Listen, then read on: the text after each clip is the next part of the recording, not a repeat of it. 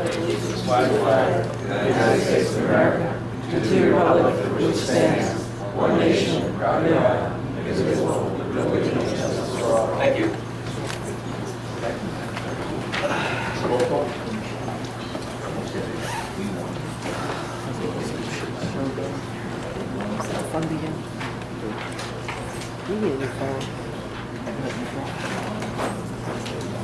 Councilman Burnham? Here. Councilman Ziprich? Here. Councilman Morgan? Yes. Councilman Schwabenbauer? Here. Councilman Taylor? Here. Councilman Ware? Here. Thank you. We have a full quorum. Sunshine State. Let the minutes reflect in compliance with public law 1975, chapter 231, Open Public Meetings Act. Notice of this meeting has been provided by notifying the Asbury Park Press, the Two River Times, and the Star Ledger, placing a notice on the bulletin board and filing the same with the Borough Clerk on January 2nd, 2016. Thank you. Is there a motion to suspend the regular order of business? Second? Second. All in favor? Aye. Any opposed? Okay, the 2015 proposed budget presentation is going to be in conjunction with the workshop that's on the agenda, so we'll move the workshop to the same item because they both deal with the same issues, and I'll turn it over to the Finance Chair, Councilwoman Schwabenbauer. Thank you. So this evening, we are presenting the draft 2016 budget. And the first thing to emphasize, of course, is that it is the draft. Every year, we present a draft budget. Last year, we presented a draft budget, which I believe had a tax increase close to 4%. Ultimately, we adopted a budget with a tax increase of 0. This year, we are presenting a draft budget that has a tax increase exceeding 5%. And by the time we get to the final budget proposal, our tax increase will not be 0, but it will be closer than it is today. We are working on a number of things to get it there, and I'll touch on a couple of those in a minute. This isn't the first draft, by the way. This is probably the 5th or 6th draft. It's the 2nd or 3rd that I have seen that the committee has worked on, and we will continue to generate drafts until we reach a draft that we are comfortable with. That will be presented and adopted ideally on May 25th. So you may ask yourself, why are you bothering to introduce a budget that you know is going to change? And the answer is that we are legally required to do so within a certain window of time, and that is where we find ourselves. So we are bringing forth the draft that we're currently working on as the one that we are presenting today. Prior to final adoption, there will be a public hearing. We had one last year, we have one every year. Last year, one person showed up. I'm hopeful that we'll have a few more folks this year. Eugenia did a great presentation last year, and this year I'll be doing it in conjunction with her to explain to folks who are interested the components of what's in the budget. So just a couple things to understand about the budget before we move forward. So in looking deeply into the budget, one thing that's clear is that we are in a position now in 2016 where we're in a way making up for some sins of the past. If you look at what the expense numbers are, the biggest expense that we have came as a surprise to me. 13% of the tax revenue that we collect pays for retiree health benefits. In the past, we've had some contracts that have been very favorable to retirees, and we continue to pay for those. So that doesn't help the budget. While we're talking about people who are retiring, I think it's well known that when we have long tenured employees who retire, we pay them out for any accrued sick or vacation time. And in the past, councils have borrowed large sums of money to do that. What we're now doing is setting aside some money every year against a future obligation that we know is coming, which is prudent financial management, right? But it doesn't help the current year budget, so that's another struggle that we have. Another thing too, if you look at the budget, we have, Eugenia pointed this out to me in great detail. If you look, we don't really have a lot of reserves. We don't have a cushion. We don't have a rainy day fund. And if you look at what's happening in Atlantic City, we don't want to end up there. So we're putting up some reserves this year, and you have to be prudent, right? It's a fine line, because every dollar that you put in reserves is a tax dollar that you didn't take down. So it's a fine line, but you have to have a reserve. So we're being prudent, we're being careful. We will have some reserves up. So those are just some points to know. And one thing I just want to mention, because I hadn't really thought about this until I was really engaged in the budget. But when I was asking Eugenia, I said, what are, we've done all these buildings, right? We have the lofts, what are the ratables? How much is that helping our budget this year? And in asking that question, it occurred to me, we have projects that we've turned down, and I know there's various reasons for doing it, but it occurred to me that vacant lots actually cost taxpayers money.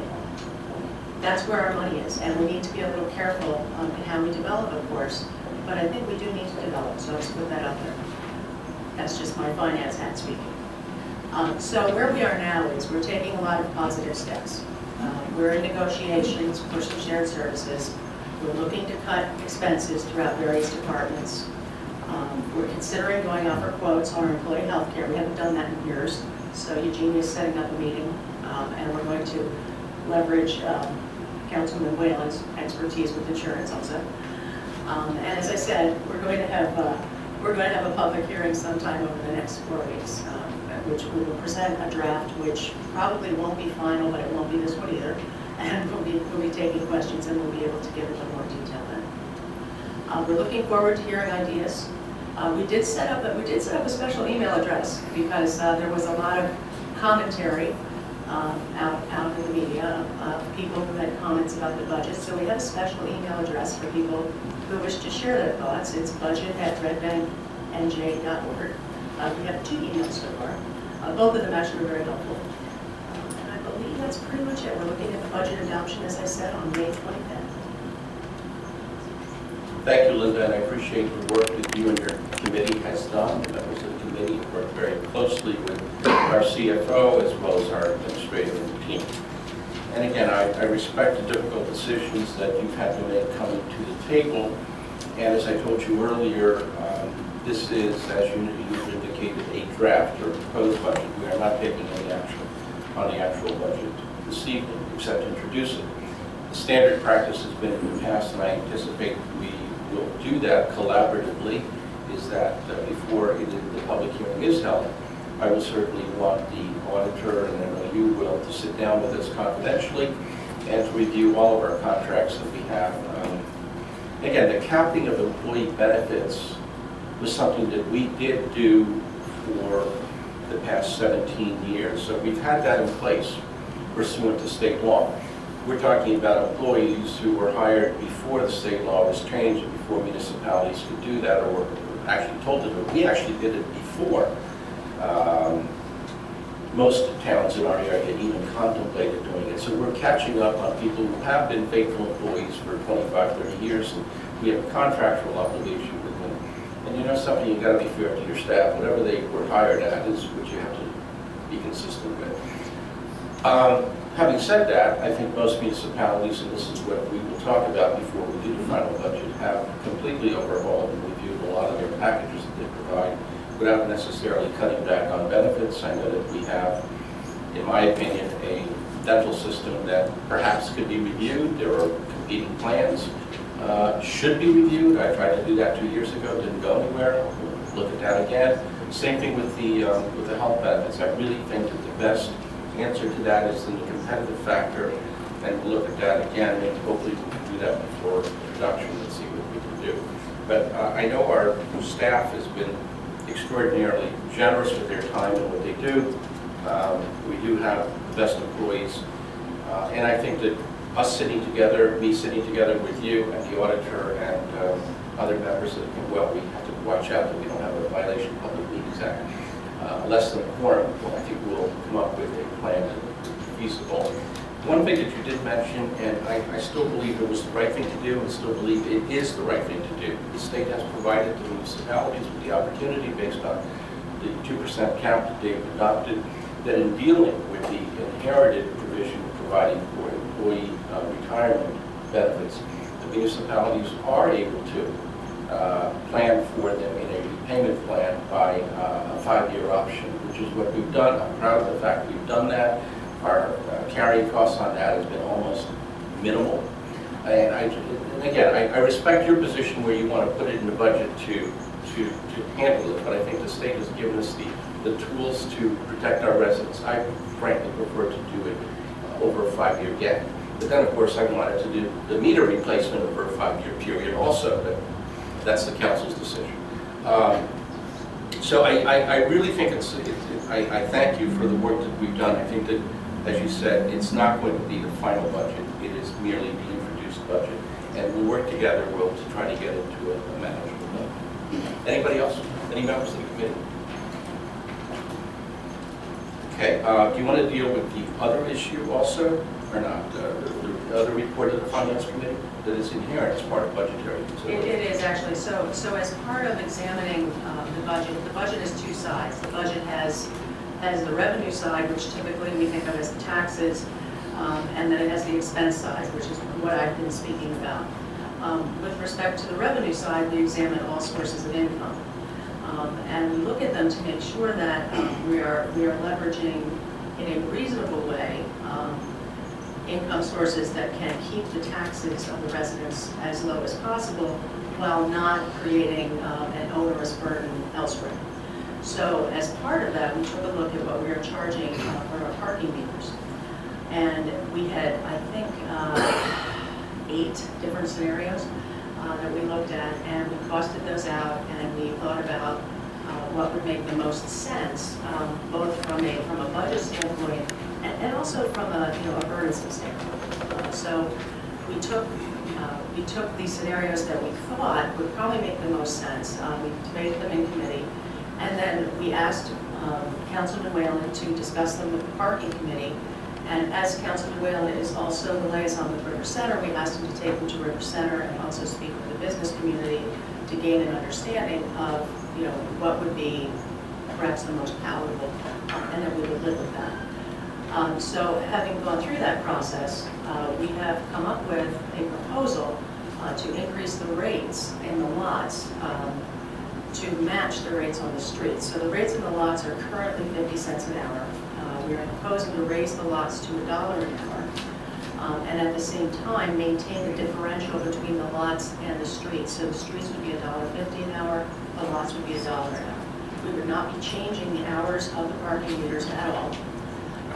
And we would also be instituting a 2-hour minimum in the lots, which we don't really think will impact that many people, since most of the people who park in the lots tend to be people who are here for dining, shopping, things of that nature. The streets will still be available for 10 minutes, half an hour. And I think there's also a permit increase in there as well. So that's really the ordinance that we are proposing. It is just for introduction. It is not for final adoption. So that's where we stand. Linda, thank you. I know that you've been dealing quite extensively with those issues also, and I thank you for your hard work. One comment is that I think you may have left out is that the time limits on the White Street lot have gone back and forth over the years. And the whole idea was you were trying to give people an opportunity to not be displaced from whatever they're doing, whether they're having lunch or they're at one of the shops. And a lot of businesses have said that there's been a substantial amount of abuse with respect to the prime parking location on White Street being taken up by 6-7 hours at times. So I think that your proposal does make some sense because it pushes the long-term parking on the east side lots, which are the underutilized lots. So let's try it, but the long-range solution is obviously something that has not been rolled out. I know Councilman Whalen and I will be proposing some ideas in terms of the movement forward, which has been discussed by professionals and by our professional staff at the council meeting, I believe next week or so, in terms of rolling it out, and then having further public meetings and discussions in terms of comprehensive moving forward to the new century with our parking design and implementation, which would, we got to stop not using the term, but we have to start using the term multi-level parking facility to enhance our parking. So this is just one aspect of the plan, and it's got to move forward. So I appreciate your work, and I know it's going to be painful for some people, but you go to our competitive municipalities and the parking rates, they are substantially lower than we are. There doesn't seem to be too much negative effect from economies of scale. I'm sorry, they're lower. They're higher. Yeah. I want everything to be lower, but they're higher, yeah. They are higher. Asbury and Long Branch is higher. It doesn't seem to be an inelastic result from the economies of scale. And Mayor, just for a point, if this change is to be reflected in the budget, it needs to be introduced with the budget. It has to coincide with the budget if we are to realize any benefit from this action in this year's budget. Okay. Any members of the council or the committee have questions for Councilwoman Schwarzenbauer? Yeah, I just wanted to point out something. Linda had said that the rates in the lots would be would go to $1 an hour, and what's reflected on the ordinance 06 says that it's $1.50 an hour. And Councilwoman Burnham had pointed out when we sat down and took a quick glance at this that when we met in committee with Councilman Whalen the other night, we agreed to go to $1 an hour, but here it says $1.50 an hour. I suspect there may be a typo in the ordinance. The intention was to go to $1 an hour. That's my Yeah, because it's 50 cents an hour now, and we discussed the minimum on the credit card the other night, but what's reflected in this, in all of the parking lots on English Plaza, White Street, etc. We park all say $1.50 on this ordinance. Yeah, I believe it's supposed to be an equal increase across the board. Again, have the street parking slightly more to encourage people to use the long-term parking lot. I would also like to ask in regards to Marine Park, since it is a Green Acres Park, we're under regulations. I don't know exactly what they are. Mr. Sickles, I think you might know. But are we allowed to charge $1 an hour? Absolutely. Charge any, even for Marine Park, any parks, you can charge anything you want. The only caveat is that a percentage of those particular charges that you do, similar to, we're going to be taking action on Riverside Gardens Park for something else. Part of that go for park replenishment and park enhancement. Those are the state regulations. Right. Any other members of the council have any questions? Okay. Well, I have a question. okay, go ahead. Have we looked into renegotiating any of the pilots that we have? Because, we've got a bunch of pilots, and our water's gone up, and our services have gone up, and Very good question. have we, Riverview just bought 2 more Borough rentals. attorney can probably opine, in a legal sense, but my general understanding is that on various pilots, they are the pilots that are in existence at the time. There is a clause for a cost of living increase on all of our pilots. And if you're referring to a particular pilot, which is probably the largest area pilot that we have, that has in fact been renegotiated. Which one are you speaking of? Well, we're not going to mention names, but it's on the river. Okay. However, the general rule is that unless they are before the municipality with respect to an expansion outside of the area of their designated area, you really don't have the legal authority to force them to pilot on them. Unless they're, in other words, if they're just rehabbing or doing whatever they're doing on their property, you can't do anything with that. There was a state statute, there was a state bill that was pending. It was vetoed by the governor. It would have automatically granted a tax of certain elements. It was passed by the legislatures on medical facilities that are tax exempt. That would have eliminated the pilots. That has been vetoed by the governor, and I believe the legislature is not taking any action on that, but there's other bills pending as a result of a tax court decision that forces municipalities to look into the question of tax exempt properties and commercial utilization and taxing the commercial part. Well, my concern would be, the YMCA has enlarged.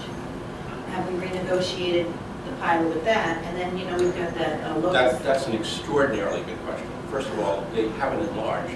The YMCA property is the same as what they had before. What they've done is they've rehabilitated their property. However, the pilot that we have with them is extraordinarily beneficial to all of our school children in Red Bank.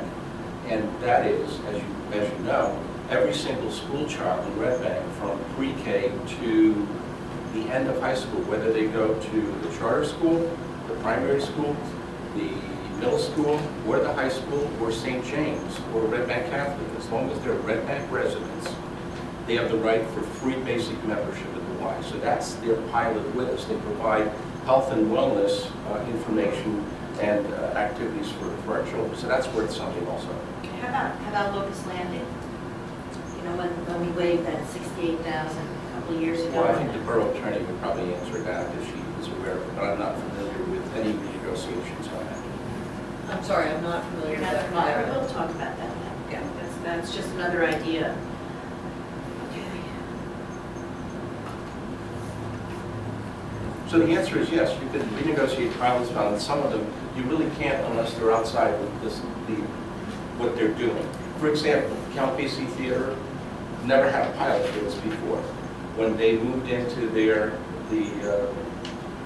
Greenleaf building, which used to be a house right across the street from us, I met with them and they agreed to a pilot. The pilot was that they would pay us whatever the taxes were on the Greenleaf property, plus the cost of living increase every year, which they're doing. That was the pilot. So in other words, they made up for the loss in taxes. I frankly tried to get lunch break to do the same thing, but I got nowhere. You know, I just don't understand with all this new development, you know, why we even have to deal with an increase. I mean, everybody talks about the ratables, you know, the lofts and the other big apartment houses that we did, the Metropolitan. I don't understand why we don't ever seem to, I mean, I know last year we did get down to a flat rate, but Our health costs are 13% for retiree benefits alone. Yeah, That look goes at the up budget every year. presentation, looks like. okay, thank you. And by the way, the lofts and the Station Place project were only completed. They got their COs at the end of last year, so they really haven't been taxed for the tax year 2016. 2016 is going to be the first year for that. Yeah, and I think you're going to see a change based upon that. And, you know, I think it's great that we increased our parking price because we are the cheapest around. But I don't We're want not the cheapest, we're the least expensive. You're right. We said it right. I said it wrong. I'm political. I'm kidding. No, you're absolutely right about that, but I just don't think that we should use, you know, revenue from parking to balance our budget. I think we need to look for other deeper ways to do it. Well, you know something, I understand your point, but I think we would be foolhardy if we didn't use an ability that we have, just like every other municipality does, just like every other shore town does, to use our resources for the benefit of our residents. And if we don't have a beach. I understand that thinking. We've heard it a million times. But it works. But we do have a river, you know, and if we used our river better, we get our boat rides. Oh, and that's why I want a riverboat at Marine Park. And I agree with you. We have a river that is not used that much. That's the problem. Yeah, Except our very wealthy people who have big yachts, right. and they don't stay in Red Bank. Yeah, we have, and to Cindy, to your point, you know, when I said this is a draft that we had, you know, we've gone through several drafts, we've done a lot of cutting already to get here, and we're still cutting more. So I think your point is we should cut expense. We've evaluated the need for new hires, in almost every case we've said no. Where we have to do a replacement, we've delayed it by several months to get gains from frictional unemployment. We have sold off borough vehicles, and we are taking that income into the budget this year. We've adjusted reserves where it makes sense. We've looked at surplus from prior year. We've brought in a prudent amount, not all of it, but a prudent amount. So we've looked at a lot of different levers, and really we're not saying, oh, let's just raise the parking, you know, the parking values. I know, that's just an added. No, I take your point, but I just want you to be aware there's a lot of work going on behind the I know. scenes. Have we thought about selling off those 250 homes in Yes. Fairhaven that are outside of the footprint and see what they would give us? See what we could get for that? Because then we get, Yeah, they generate revenue, Cindy, so. yeah, but it's also a one-time capital lift, expenditure And then, that we have to. what's a capital expenditure? What we do over there, we took out a $500,000 bond to fix a fire hydrant in front of a house that was on fire because there wasn't enough pressure in that fire hydrant to put out the fire. So what I'm saying is, maybe it's time to get rid of what's outside of the footprint get a one-time revenue from that. Yeah, so the thing is, you get a one-time lift, but then you lose the ongoing income stream. So Yeah, when but you then we present get rid of the value- capital so when you present expenditure. value it backwards, you lose. That's Capital why- expenditure to be paid Yeah, off. you do. Yes, capital revenue be paid off. And it generates revenue for the borough. Let me just have one more question on ordinance 06 on the parking. And I just wanted to ask, Mike, we had talked about a 2-hour minimum, and I was that reflected in this. Bottom of the first page. Yeah, the last, First page, bottom box. Okay, I see. On the original draft, it said 2 hours, now it says $2. Got it, thank you.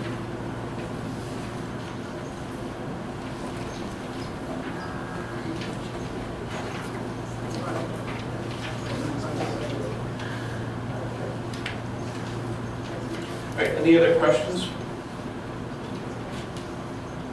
by the council? Okay, since it is a resolution attached to the introduction of the municipal budget, I think I should open it up if there's any questions from the public at this point, just on this issue alone. Mr. Herman.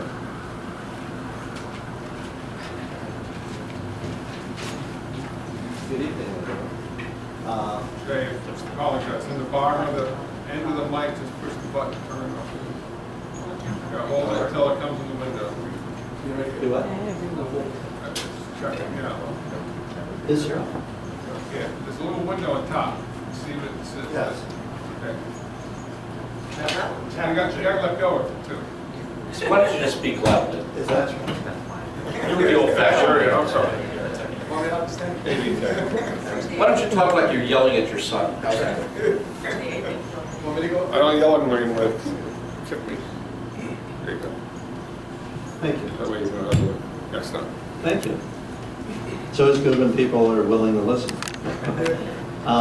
So my name is Jay Herman. I've been a resident of Red Bank for about 21 years.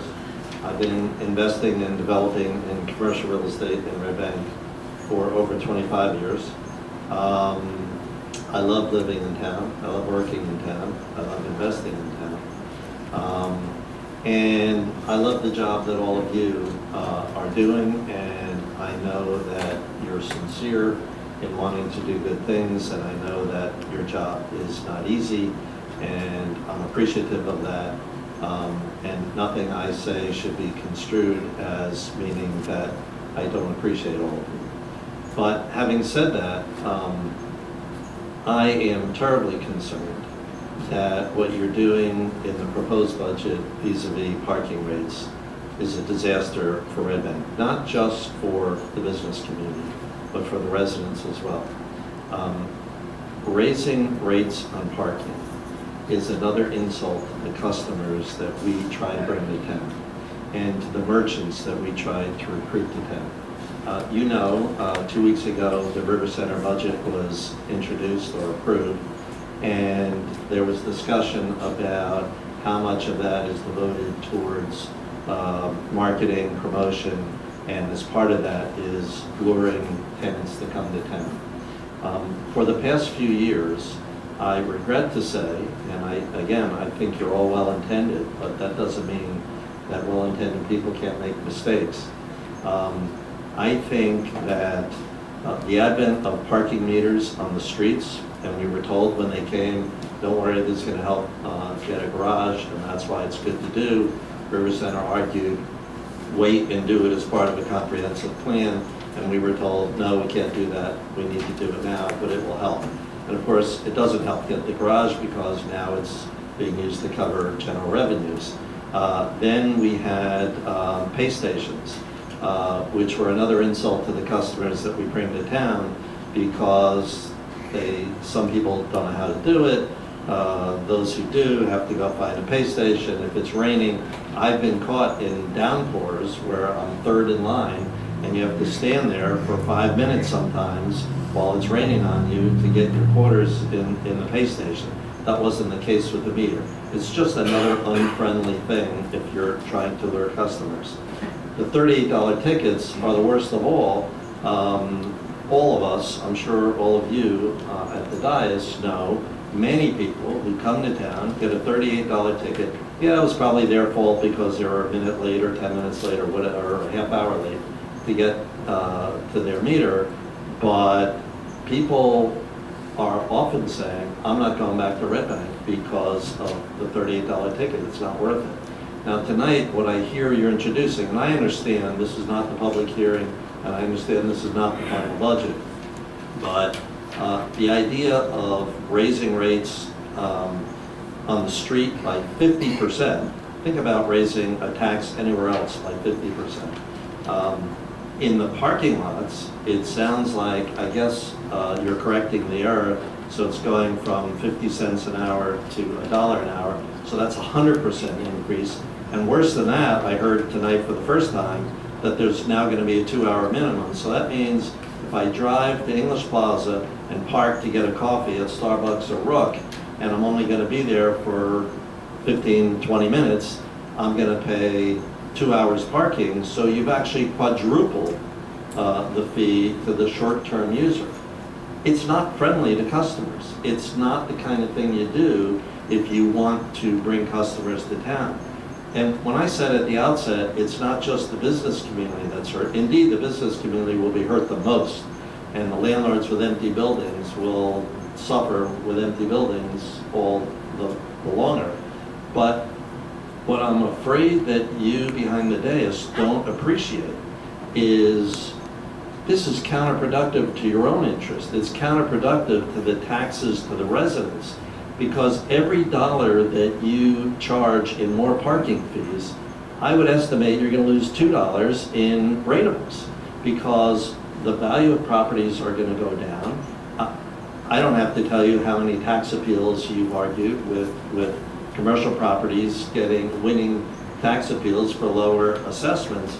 And every time you impose a fee like this, I understand it's easy because you're not taxing the voters, and so it's easy to tax the business community, but you're destroying the golden goose. I mean, the business community is paying 50% of the taxes in town now, and when you make things that are less user-friendly, less inviting to customers, less inviting to new merchants coming to town, the tax rateables are going to go down much faster than the quarters are going to come in. And you're going to be here next year and the year after saying, oh my God, we have to raise the meters more because our rateables are lower. Well, you're the reason the rateables are going to go down.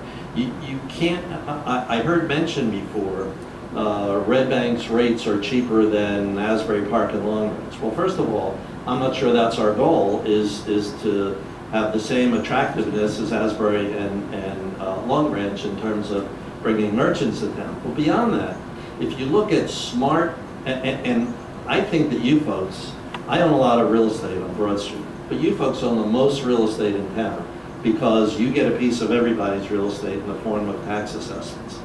You have the most to lose by doing something that will impair the ability of the downtown to thrive.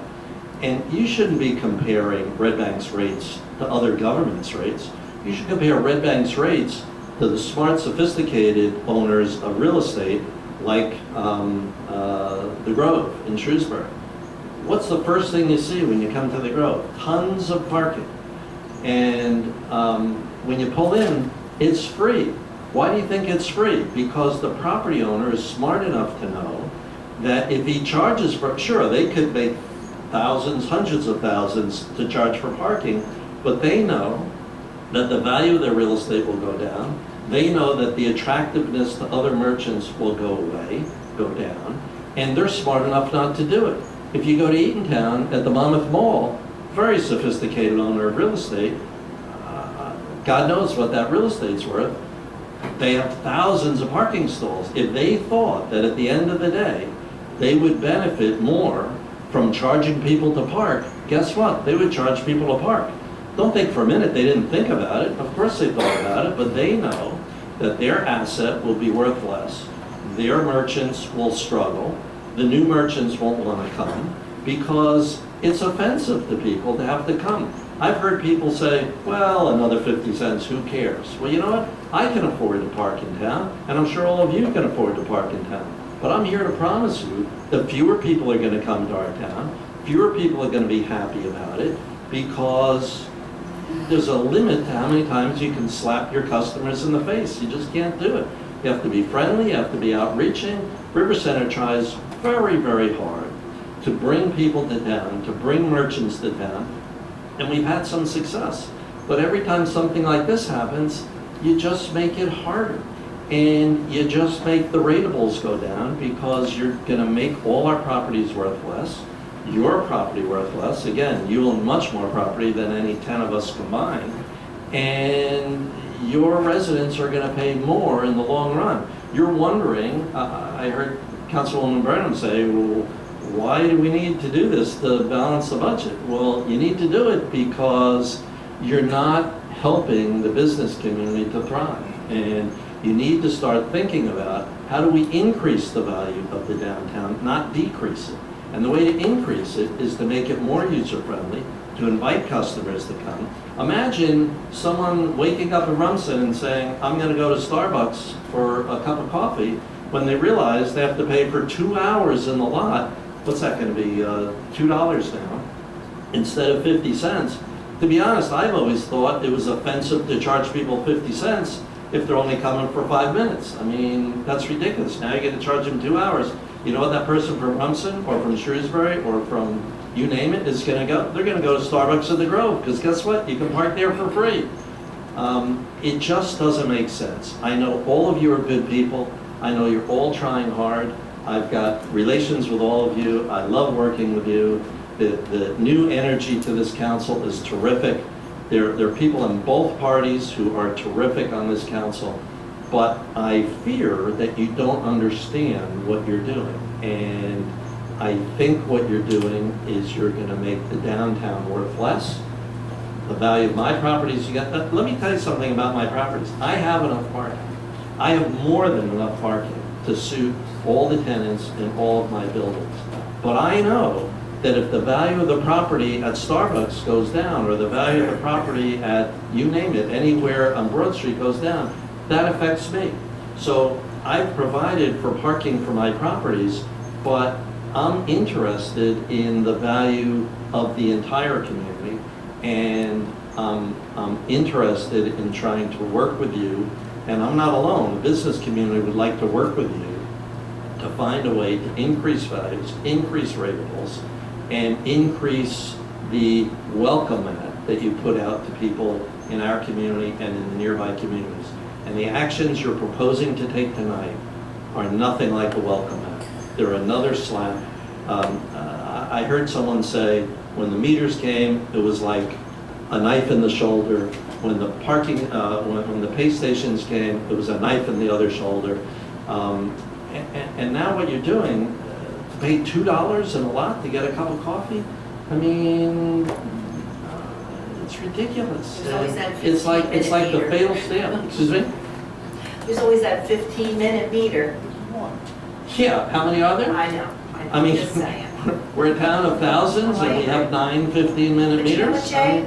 I think a theory that we were thinking of, and now I'm looking here at our Linden Place parking lot and our Wallace Street that's going up to $1.50. My thought was, as being on the parking, okay, but the thought was, you know, Broad Street used to be basically retailers, 1 or 2 people. Now we've got these large restaurants that have up to 30 people sometimes as employees. Where do these employees park? They park in English Plaza. They come in at 4 o'clock, they pay 50 cents an hour, and then, so that's $1, right, for 2 hours till 6, and then they don't have to pay anymore, and they sit in the parking lot, where if we could get them over to the east side parking lot for 50 cents an hour, that would, you know, be an encouragement to get the employees over there for 50 cents an hour. Whereas if we charged $1 an hour in English Plaza, we're more likely to get, you know, an employee that isn't going to park. You clearly I have to understand what charge, you're saying. you clearly have to charge less in the parking lots, whatever the number is. less in the lots than on the streets, because you want to Right. motivate people to go there. But what you're doing is counterproductive, and it's counterproductive not just for me, for you. The residents' taxes are going to go up when the business ratables go down. And when you can't bring merchants to town, it's a problem. You know, there are lots of problems that the downtown deals with.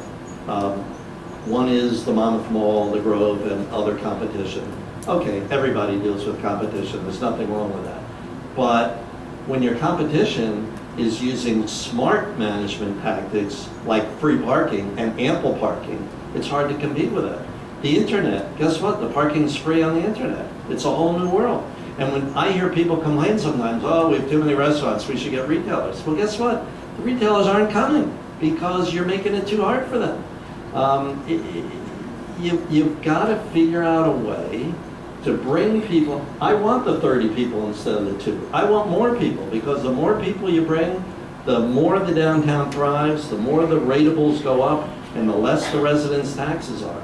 But you've got to stop thinking, how can I raise money without taxing the voters? And rather, how can I make this town a cozy place for people to come? I like to think it is that, but every time you do something like this, you make it harder. So I love all of you. I think you're off on a fool's mission. I think this is a terrible idea. I welcome one or more of you to talk to the business community who has a much better understanding of what we need to make this prosperous. And I wish us all well. Thank you. Thanks for listening. I just want to make a quick point. Joe actually, we were on the phone today for like 20 minutes. It was a good conversation. We both got to say a lot of points we felt. I think we saw each other's point of view, even though we still were on the other side.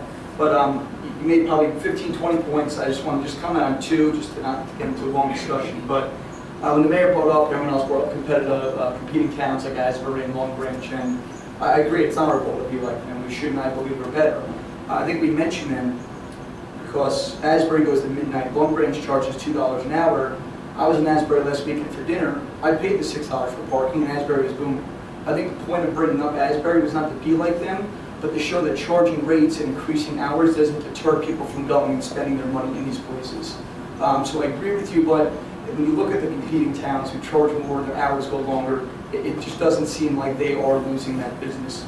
The other point I just want to make quickly is when you bring up pay stations, and a lot of people, they're not user-friendly, especially to the elderly. I would agree with that, but I think as technology changes and every year we move forward, I don't carry change anymore. I think a lot of younger generations don't. I mean, I have a credit card, I swipe for everything, get the points, and so I think I actually parked in front of Brook, and it took me about 15 minutes to dig through the crevices of my car to find a nickel or a quarter, but I'd rather have, and you know, if I had a pay station on technology, you take out your card and you use it. Also, we actually gave with technology for employees, right? Employees can go on MPay, and instead of leaving their work shift, they have the ability to renew on their phone, so they don't actually have to leave their businesses.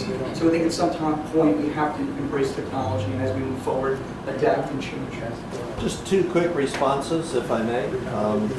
Taking the last one first. If we're going to try to thrive on people who are less than 30 years old, we're dead. We want them, but we want everybody. And in terms of you're willing to pay $6 and have dinner in Asbury, that's great. And some people are willing to do it. But if it made economic sense, the Grove would do it, the Monmouth Mall would do it, the Short Hills Mall would do it, the Woodbridge Mall would. I mean, think about it. The sophisticated owners of real estate don't go there because they know it's counterproductive. Thank you. Anyway, thanks. Mr. Noe. Suzanne. Thank you, Market Place.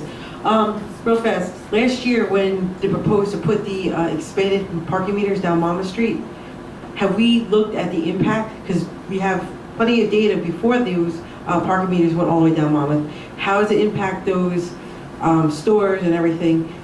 And did you take that in consideration? Because now if you increase it, and I think people were against it, I know Cindy was against it, the expansion. I think, Linda, I don't remember, to be honest with you, I can't. So if people were against it so strongly last year, and now we're living with it, and now this year we're going to even make it higher, how do you answer to the residents about that.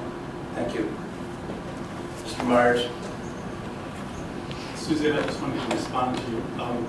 Last year when that mission came to expand the parking through Monmouth Street, I joined Cindy in voting no on it because, once again, we listened to what the business community had to say. You know, as the River Center district expands westward and continues to develop, as we're seeing now with the advent of West Side lots, we paid attention to what the business community said. Well, let me just add to that.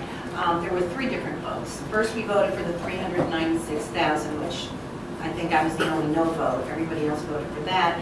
Then we voted to introduce the ordinance, and I voted no for that. And then at the end, yes, Ed and Linda did vote no. But I mean, a common sense thing here Linda is... voted yes. Yeah, at the end. But I voted no for the 396 and no to introduce, and at the end, you voted no.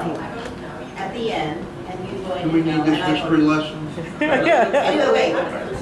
Let me just say this. The simple thing to this was, it was already 2-hour parking, and all it needed was enforcement. We did not need those parking meters down there, those pay stations. Are we enforcing? Do we have metrics? No, we are not enforcing. This is not a parlor. We don't do that in Board of Education meetings. Go ahead, Mr. Myers. Thank you, Mayor.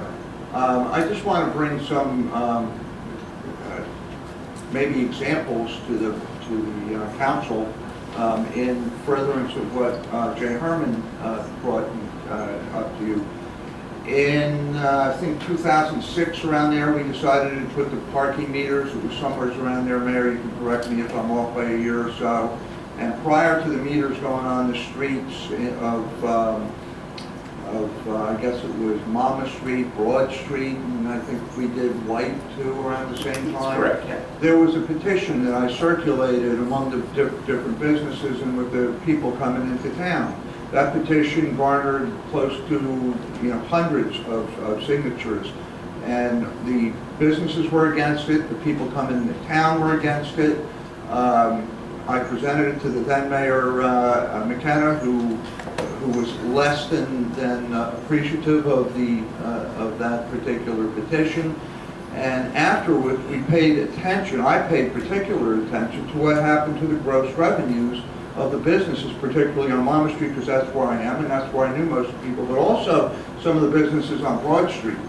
And I will tell you that the numbers on Monmouth Street were never as good and haven't come back to the numbers they were prior to you putting the meters there.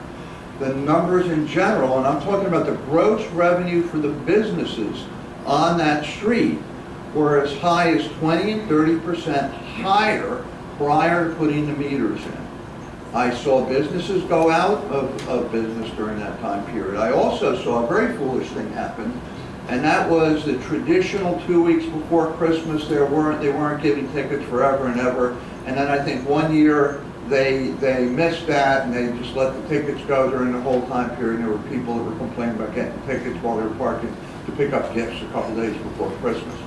But one particular example, a company that's over in Middletown that was sending an employee over on a regular basis to buy sandwiches, lunch, and takeout from a business that was on Monmouth Street. And that gentleman got a ticket coming over to pick up the food, and they were paying, they're probably spending over $100 in that store every business day.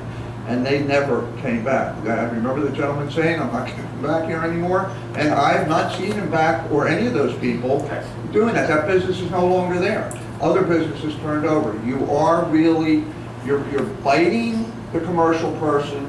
When those revenues go down, the value you can get in terms of rents goes down. When the rents go down and the costs go up, the tax appeals come out, and those tax appeals are going to be effective, and it's just a waste of money. Thank you, and I appreciate your comment, but I think that the national economy going down in 2007 with the economic downturn had something to do with it.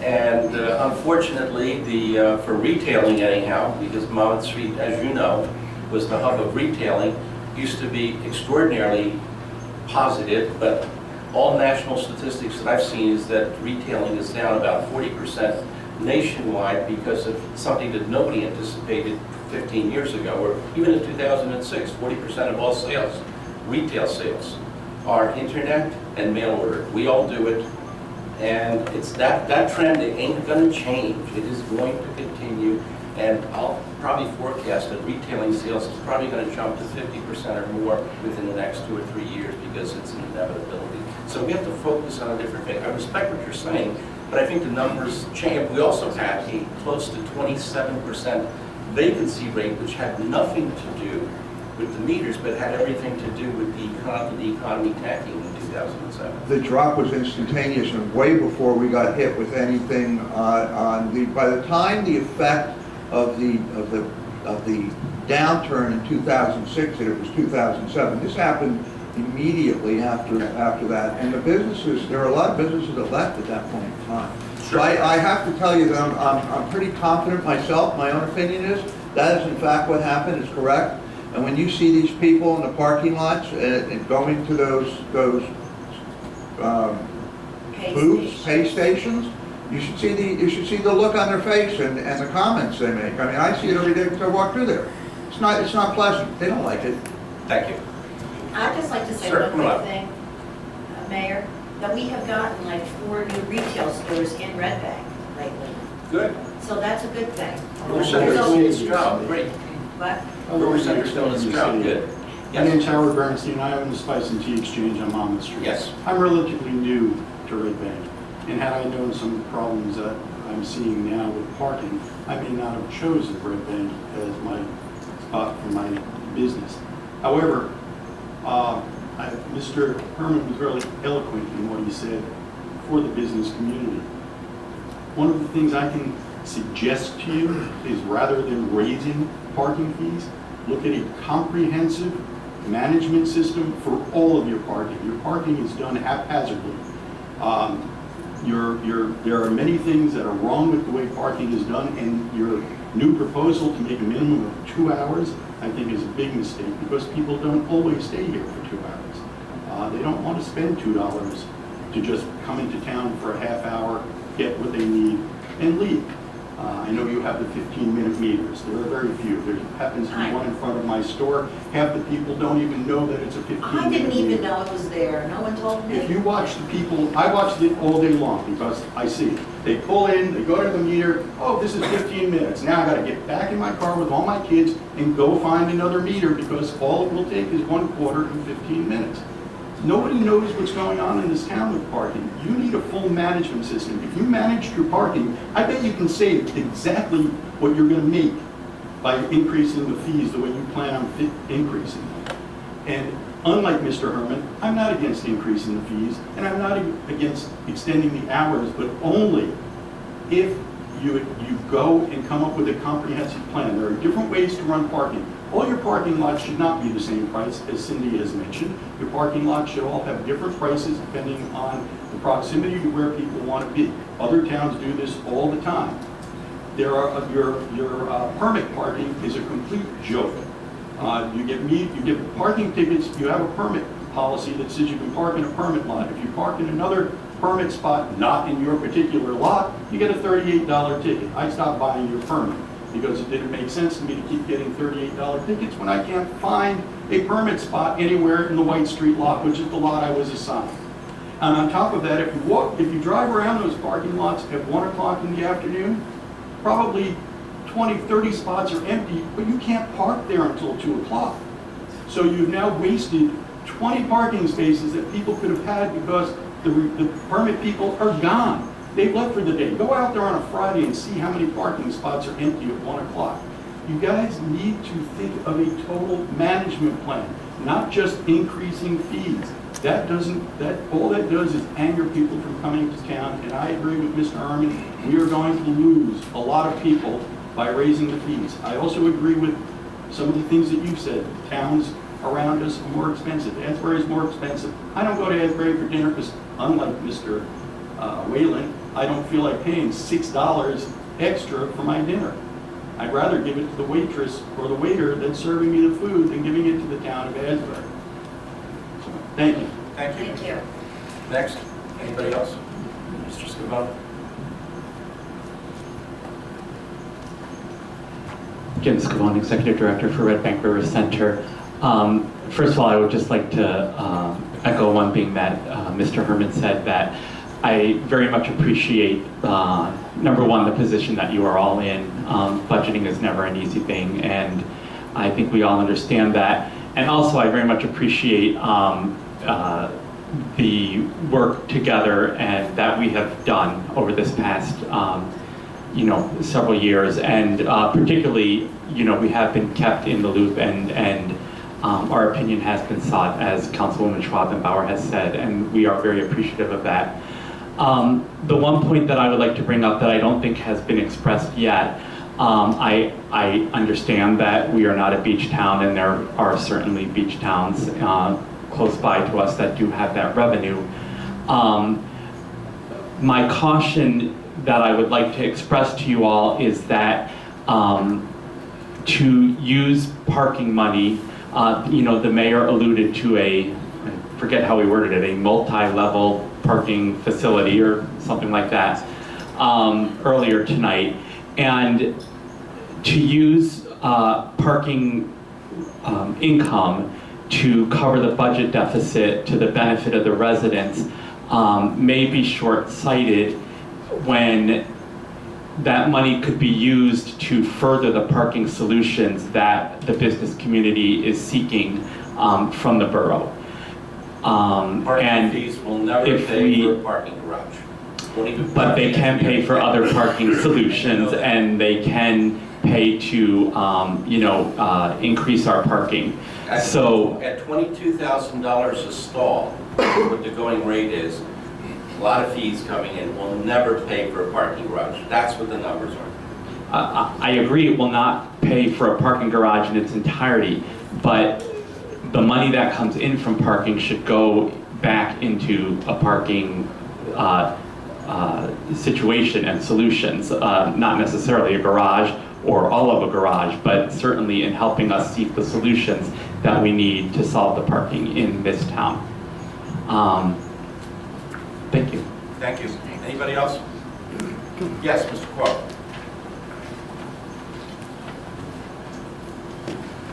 Good evening. Victor Quo, owner of Temple Gourmet Chinese at 91 Broad Street. I just want to bring up a few other businesses besides Starbucks that Mr. Herman mentioned that will be affected by this. Gary over at that hot dog place, okay? People want to drive in, just park their cars for 15 minutes, pick up a soup, pick up a hot dog, okay? They're not going to be doing that anymore. Hobby Masters, okay, Alan Placer, people going in, got a gift for somebody, okay, you're going to be affecting that business. Antoinette Boulangerie, okay, same thing, right? If you're charging $2 for parking for 15 minutes, okay, because you're mandating that they need to park there for a minimum of 2 hours. Parking lots open. Yes, sir. Parking lots open. Right now, it's a dollar minimum, yeah. Okay, so you're raising the rates and you're saying that it's a 2 hour minimum. Only the lots, not on the street. In the park streets. So if you park on the street and run in, there isn't a 2. Okay, so when the streets are full, they need to park in the parking lot, especially with that hot dog place. Is that correct? No, of course, I just wanted to clarify that it's a 2 hour minimum in the parking lot on the Right. streets. I just wanted to make sure you knew that. Okay, yeah, that's what I was assuming.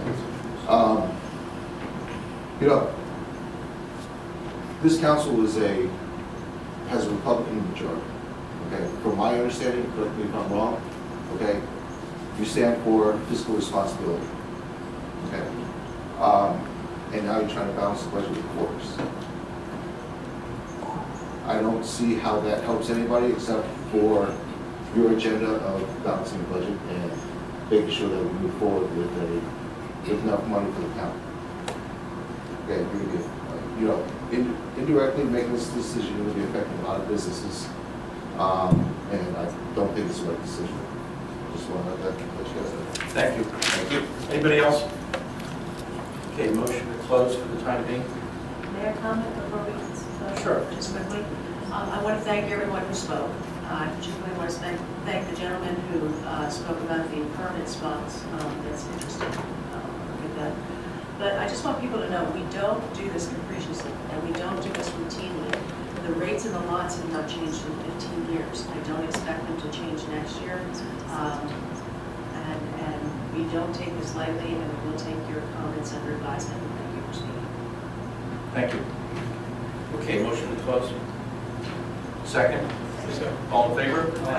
Okay, with respect to ordinance 2016-05, a resolution by the Borough of Red Bank to exceed the municipal appropriations limit to the cap bank. Councilwoman Schwabenbauer. Second. All in favor of introduction? Second. Okay. Roll call. Yeah. This is only on the cap. Yes. Councilman Zubrich? On the cap. Oh, sorry. Yeah. You're voting on the cap. Is that in favor? He's voting yes. Councilman Morgan? Yes.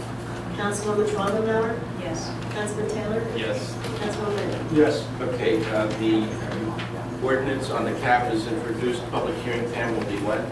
May 11th. May 11th at 6:30 p.m. Next is resolution authorizing the introduction of the 2016 municipal budget, subject to the public hearing that's going to be held and subject to further comments. Councilwoman Schwabenbauer, a second. Roll call. Councilwoman Burnham? Yes. Councilman Zubrich? Yes. Councilwoman Morgan? Yes. Councilwoman Schwabenbauer? Yes. Councilman Taylor? Yes. Councilwoman Lennon? Yes. Okay, the budget is introduced. Motion to resume the regular meeting. So moved. Second. All in favor? Any opposed? Approval of the minutes for April 13, 2016. I think we're going to table that since they were not included. Motion to table that for now. So moved. Second. Second. All in favor? Any opposed? No appointments. Report mayor and council committee members. Linda? No report, right? No. Okay, Mark? Thank you, Mayor. Just a couple quick things for the Parks and Rec. Summer camp registration is now available. This year we are extending the summer camp hours, and we also have secured some indoor locations in case of extreme weather, heat, and rain. Cinco de Mayo is upcoming. It is obviously the 5th of May. We are having a special event from 7 to 8 at the Senior Center. There will be some musical and poetry performances from some of our young residents. Also, later that same weekend, our Mother and Son Heroes Brunch is Saturday, May 7th. Obviously, Mother's Day is May 8th, so don't forget, send your mothers some flowers. As part of the Mayor's Wellness Campaign, Fitness in the Park series is beginning Wednesdays at 6 p.m. on May 11th at Riverside Gardens. Also, please mark your calendar. Memorial Day ceremony is May 30th at 11 a.m. And our second photo contest of the year will conclude on Memorial Day this year, so please continue to submit your photos, and also be sure to like and follow the Rec Department's Facebook page. And finally, the Rec Department is now open. It is open currently for about 20 minutes until 8 o'clock on Wednesday evenings, and it is staffed by our bilingual staff member, Cindy. So she's there now if anybody needs to go sign up or get your youngsters sign up for any rec events. Thank you. Michael? Thank you, Mayor. Good evening again, everybody. I just wanted to comment first on River Center. Obviously, this weekend we had the International Festival, and it was an amazing turnout. An estimated 18,000 people were there. It was supposed to be the largest ever.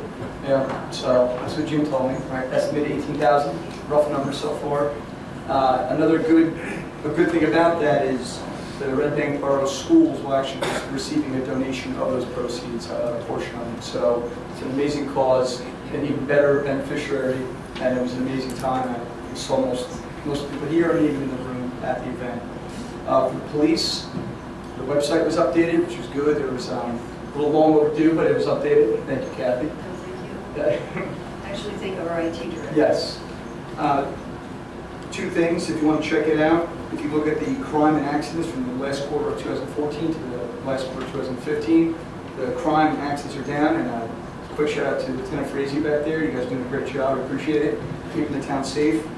This summer, there's a resolution on the agenda appointing 3 young men as Class 1 special officers for the summer.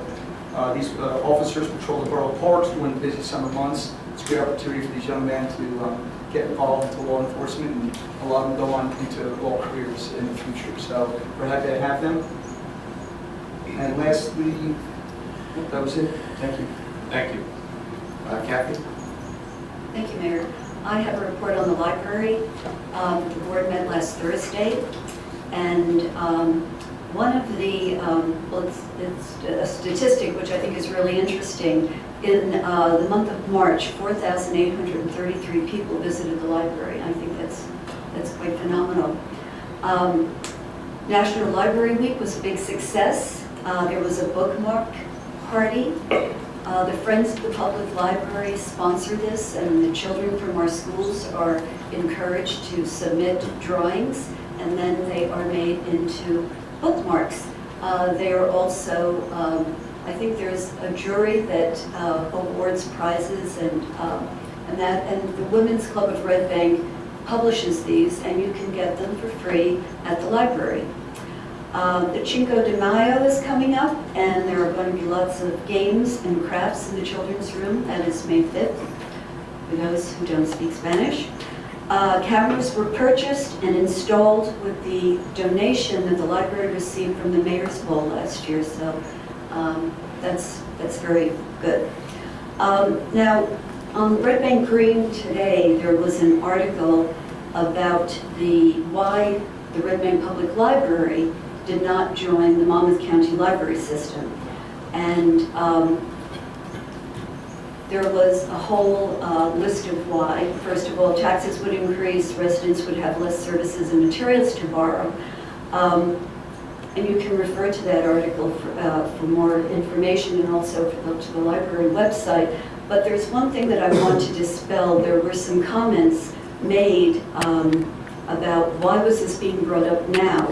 And the reason for that was that there were many questions about this on the survey that the library asked people to fill out to help them with their 5-year strategy plan. And the board decided to address the issue directly, publicly, as a timely response to the survey, and as a simple way to respond to its constituency.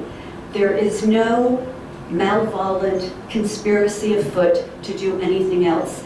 And comments that appeared in Red Bank Green, I really don't understand why they were even brought up. But anyway, there's no conspiracy going on to do anything at the library, but that is why that was brought up. In fact, it was a press release that was sent to Red Bank Green. Thank you. Ed? Thanks, Mayor. Happy birthday, by the way. Thank you. Happy birthday back to you. Happy birthday for those fellows, Aries, in the crowd. Bridge Avenue is currently undergoing repaving. How's that feel, Mark? Good? It's a good feeling. Okay. Now we just got to enforce once it's paved, we will fly. Yeah. So there'll be some traffic difficulties over there while it's undergoing reconstruction. I too wanted to thank River Center for their International Beer and Wine and Food Festival, and all of our restaurateurs and merchants who participated. I also wanted to thank the volunteers from the Red Bank Borough Education Foundation, and Susan Berkey led the charge at the 50-50 raffle table, and she was assisted by myself and Eric Ingstrom and Kathy Horgan and Linda Schwabenbauer, so thank you all for your participation. We did drive the jackpot up by over $1,000 that day. So the 50-50 drawing will be held on May 20th at the International High Primary School. And tickets are still available. The jackpot is well over $2,000 at this point. And they are available online at rbbef.org. The raffle ticket is right at the top of the website on the homepage. And it's only $5. We're looking forward to the reconstructed Lime Feed building going live over at DPW next week, so we can switch over to 100% Red Bank water. Currently, the Terra Hill plant is online and delivering to residents. The director met with Bill, our engineer, to review and update our stormwater management plan. And the DPW staff has refurbished and repainted the 3rd floor of Borough Hall, and is moving forward with its painting and maintenance plan for the remainder of the building this year. The DPU staff finished repairs of the curbing at Branch and Tower Avenue, which was a project that was done in-house, saved us substantial dollars rather than sending it out privately. And the Historic Preservation Commission met last night, reviewed a bunch of plans for Glen Carter and the planning office. Street sweeping is currently underway, along with brush pickup. And Director Keene and I met with the Borough of Fairhaven DPW Commissioner to discuss possibilities for additional shared services between our two towns to help with both communities' budgets. Shade Tree Committee celebrated Arbor Day and Earth Day, and I especially wanted to thank Michael Paul Responti for his efforts today to plant a redbud tree at the Red Bank Middle School with the 5th graders. I was there along with Principal Iozzi. It was a fun day. The kids got their hands dirty. They worked really hard. And they were really proud of the tree that they had planted, especially as it applied to their science curriculum, because they had learned about the importance of trees, how they take in carbon dioxide and give out oxygen, and why they're so important to the environment. And the kids were really cute. They were really excited. And the Shade Tree Committee also coordinated the planting of 5 new trees around town this past week, starting over on the west side, and that's all I have. Thank you. Cindy? Hey, Ed, did they teach them not to volcano mulch? We actually did talk about that. As the kids were mulching and building the big mound, we gave them the lesson on volcano mulching. Right.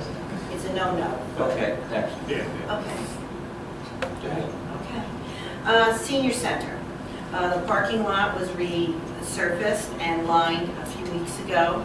A new generator will be installed by next week. Electricians are working on the inside for new renovations. The Navesink River Municipalities Committee will be having one of its first meetings in, I don't know how many years, 6, 7, 8, 9 years probably, on May 4th at 7 o'clock, and that will be in Borough Hall here. We are going to be discussing the Navesink River. There seems to be some problems in the Navesink River. They need to be addressed. And I would like to address Ms. Horgan on, I was the one that, of course it was me, that talked about the library. And I wondered, why was the library being brought up? I didn't know about this questionnaire. But for 8 years I've listened to this administration and different people up here saying, we're not going to sell, we're not going to sell, we're not going to do anything. But it always happens that they try to get Maple Cove off the Green Acres list, you know, or they try to get the lot next to the library off the Green Acres open space list where it could be sold. I mean, I know they only had to get the parking lots off, but they... part of your report. Well, I'm Are you spewing incorrect explaining why she said this. Well, if anybody should explain it, it's the person who said it, but she's already talked about it, so what Well, is I'm your finishing report? that, I'm taking the blame. I'm taking the blame and I'm saying why I said it, because I didn't know what was going on, and I just thought it was odd that it was being brought up at this time. So it's always a good idea to just call the director of the library to find out. This way then you have the facts and they're not opinions. Thank you. And that's my report, thank you. There was one incorrect, I just wanted to correct one thing, and that is the Navesink River Municipalities Committee, which is a joint committee of Red Bank, Fairhaven, Rumson, Middletown, and a few others. It's not true that they haven't met in 8 years or 9 years. Councilwoman Horgan, your predecessor had regular meetings with that committee when she was the liaison, and she did go to those meetings. Who was that? Kathy Horgan. Well, when I got this, after Kathy had it, they hadn't had a meeting in 3 years, and after people were tasked. But that's because they decided that they would only have meetings when there was an issue. Right. Because it was hard to get people to come to the meetings. And there was a question as to who was the representative from each municipality, because there's supposed to be 3 representatives, 1 municipal, 1 elected official, and 2 residents. And it was hard to get people who had a knowledge of the river and anything maritime to be on the committee. And so we called meetings and very few people would show up. So they made a decision, because Scott Breslin was the chairman for a while, and we did have meetings. But then it was decided only if there was an issue. Thank you for that clarification. right, thank you. Mr. Mayor, can I just Yes, ask one thing? go ahead. Pursuant to a request by a resident, the Parks and Rec Committee that meets monthly in this room on Mondays, the fourth Monday, I put it to them to record and publish minutes per the request, and they took that up, and we were going to start doing that going forward, so that would be more transparency for Thank you. that committee. And I do want to thank Lucas Construction for properly noticing the Bridge Avenue residents about the paving, and my fiance has graciously offered to take up a speed gun position and catch speeders, so just want to put that out there. Right from the porch. Yeah. Okay. Okay, communications, petitions, we have none. Public comment, is there any public comment on any resolutions? We have one ordinance, which is a handicap parking ordinance. Other than that, any resolutions for this evening? Any public comment? Okay, none? Okay, we'll move on to ordinance 2016-04, which is the ordinance with respect to the designation of a handicap parking space on Linden Place pursuant to state law at the request of a resident. Any members of the public wish to be heard on this particular ordinance? If not, motion to close. Second. All in favor? Aye. Motion to adopt. Second. Second. All in favor? Aye. Any opposed? Resolution 16-118 is a resolution authorizing a tax credit and refund. Mayor, as we said before, if we don't add the ordinance on parking, we need to at least introduce it. Well, that's what I'm going to do. I was We going for the went- agenda. no, Yeah. we went through resolution, we become ordinances. Yeah, then we'll get to the ordinance, yeah, because it doesn't make any difference. Yeah, so they don't get, all discombobulated on.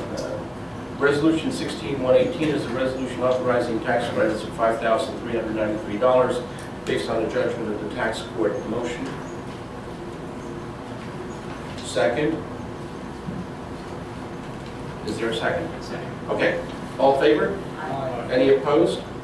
None. Okay, resolution 16-119, a resolution authorizing tax credits totaling $1782.94 due to an overpayment by the property owner. Motion? Second? All in favor?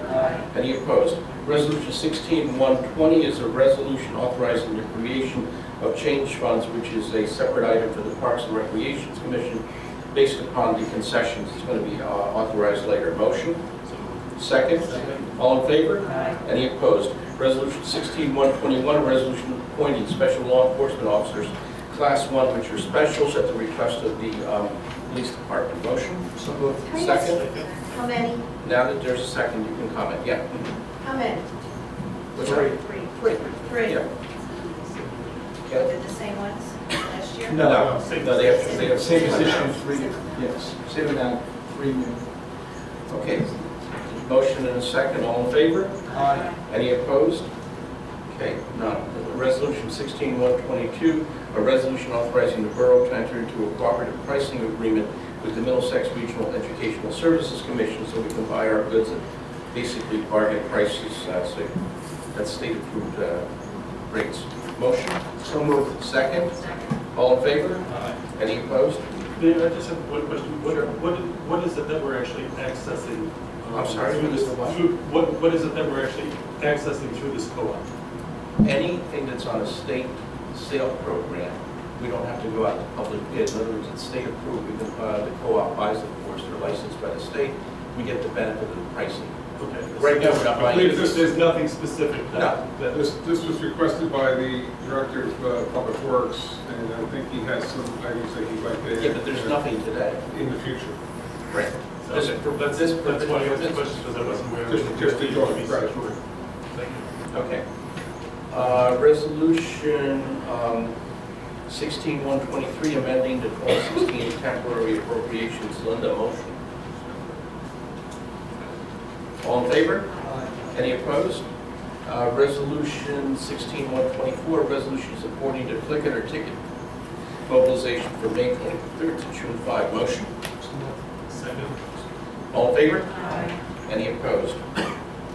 Resolution 16-125, authorizing a person-to-person transfer of a plenary retail distribution license, the Gaitani Incorporated, the SSPF2 LLC. This is the old Yogi's package goods store, which has now been transferred and has been approved by the police department. Motion?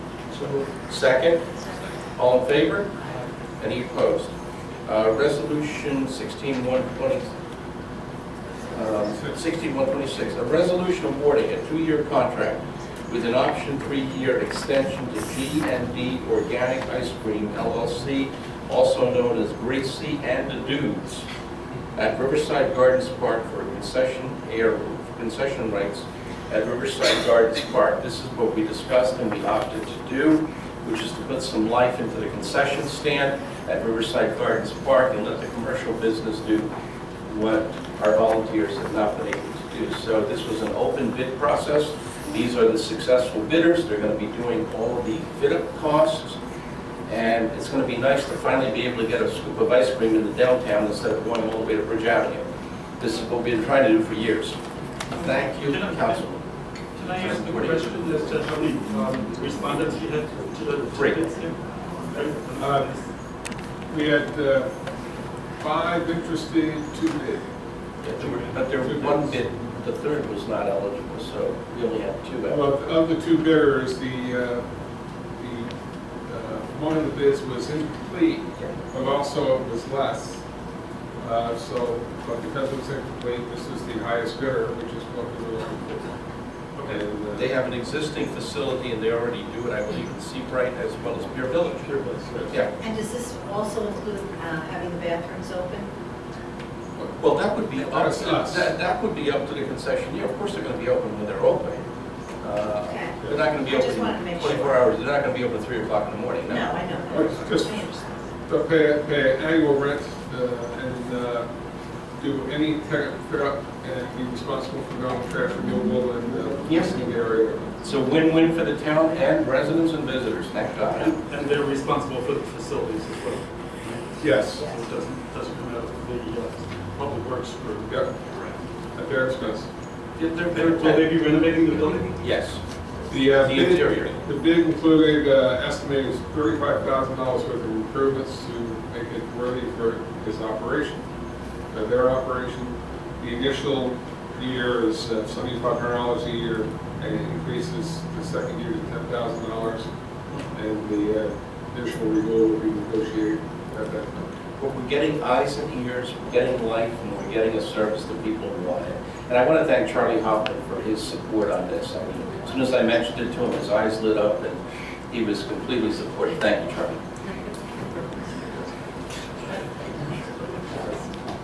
Okay, motion?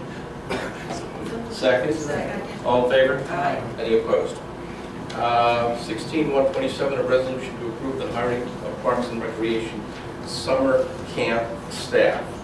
And they're at $9.50 an hour, $20 an hour to Kelly Lozo and Lynn Lopez, and at the recommendation of our Parks and Rec director. Motion? Second? All in favor? Any opposed?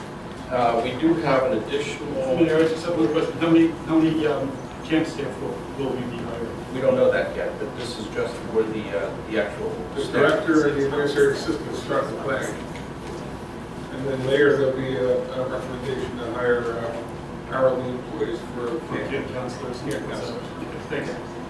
Also, there's an added ordinance, which is ordinance number 2016-6, an ordinance which revises the Borough of Red Bank parking regulations regarding parking lots and parking spaces in Section 8.2, metered parking on permit and permit parking, as well as the operation of parking meters, which is what we had workshopped earlier.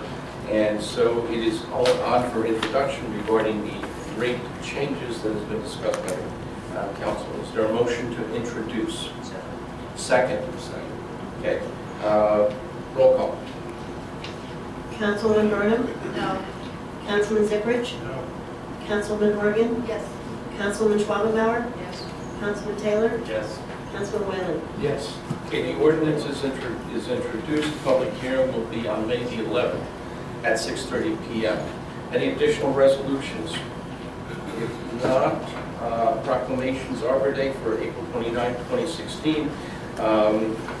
Whereas Sterling Morton proposed to the Nebraska Board of Agriculture, Sterling Morton, a special day be set aside for the planting of trees, and whereas this holiday called Arbor Day was first observed with the planting of more than 1 million trees in Nebraska, And whereas 2016 is the 146th anniversary of the holiday of Arbor Day, is now observed throughout the nation and the world, whereas trees can reduce the erosion of our precious topsoil by wind and water, cut heating and cooling costs, moderate the temperature, clean the air, produce life-giving oxygen, and provide habitat for wildlife. And whereas trees are a renewable source of giving us paper, wood for our homes, fuel for our fires, and beautify our community, and also produce paper for council meetings.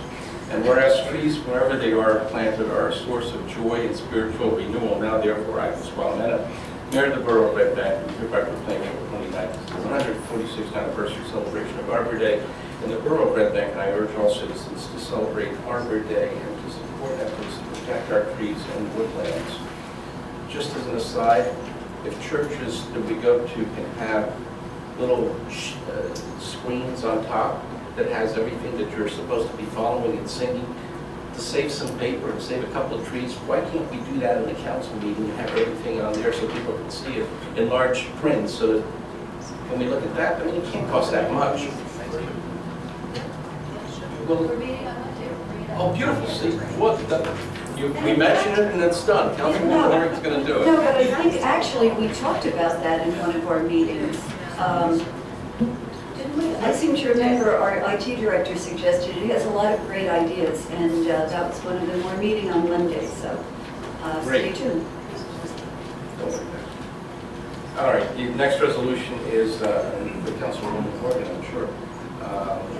For Jazz Appreciation Month, whereas jazz is an original American art form that affirms the noblest aspirations of our national character, individual discipline, perseverance, and innovations, whereas jazz has produced some of America's leading creative artists, ranks as one of America's greatest exports to the world, and has inspired dancers, choreographers, poets, novelists, filmmakers, classical composers, and musicians, and many other kinds of music. And whereas we honor and recognize the outstanding work of all jazz artists, educators, and enthusiasts present, and whereas jazz has spoken eloquently for freedom of people in the United States and abroad, and has become an international language that bridges differences and brings people of all races, ages, and backgrounds together. Whereas Red Bank has a deep connection with Angela to jazz as the birthplace of William Count Basie, the home of Count Basie Theater, which offers a jazz arts program for kids, plush, and presents performances by some of the great names of jazz today, like Diana Krall and the Count Basie Orchestra, the headquarters of the Jazz Arts Project, and is also home to the Summer Jazz Cafe at the River Theater. And whereas the Borough of Red Bank also offers events focused on jazz music,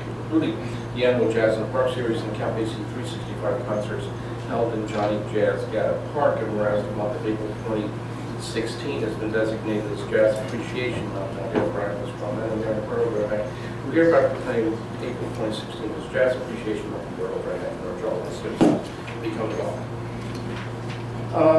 Payment of vouchers paid resolved by the Mayor and Council bill to be paid on the attached check registry totaling $3,539,150.84. Motion? So moved. Second? I have an additional resolution. I was thinking about,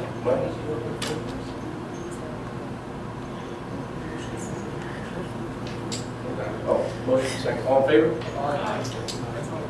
I'm speeding through it because I'm looking at the time, and my new rescue dog is probably wondering where I'm at.